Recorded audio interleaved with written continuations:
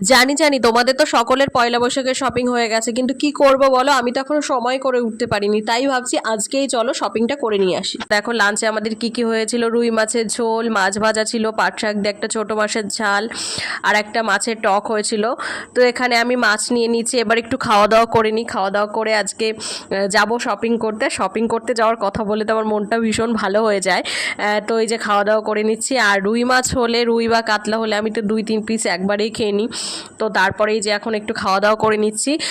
তো তোমাদের মনে হয় সবার শপিং হয়ে গেছে, তো আমি যাব যাব করে যাওয়া হচ্ছিল না। আর এই যে এটা একটা বলতে পারো পয়লা বৈশাখের শপিং, এটা হচ্ছে মিশো থেকে আমি নিয়েছি ভীষণ ভীষণ রিজনেবল প্রাইসে। তোমরা যদি মানে এটা নিতে চাও তাহলে আমি তোমাদের লিঙ্ক দিয়ে দেবো, লিঙ্ক বলে কমেন্ট করো, ঠিক আছে?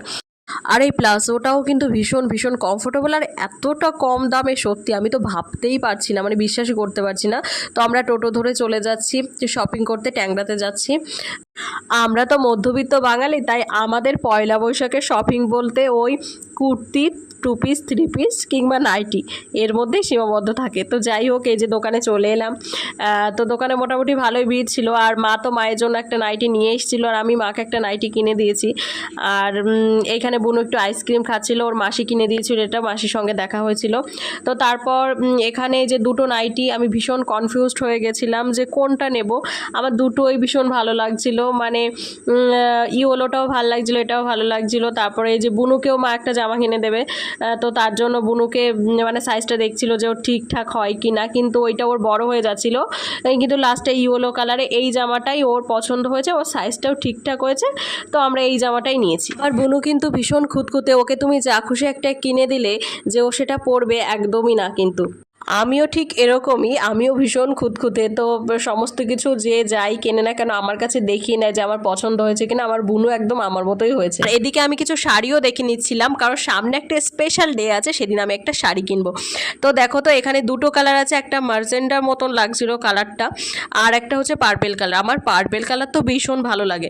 তো কি আছে সেটা গেস করো তোমরা যারা বুঝতে পারছো বা জানো, আর আমি সেটা পরে বলবো। তারপর শপিং শেষ করার পর চলে গেলাম একটু ফুচকা খেতে। তারপরে ফুচকা টুচকা খেয়ে এইবার আর একটু আইসক্রিম খেতে ইচ্ছে করছিল, যেহেতু একটু গরম পড়ে গেছে।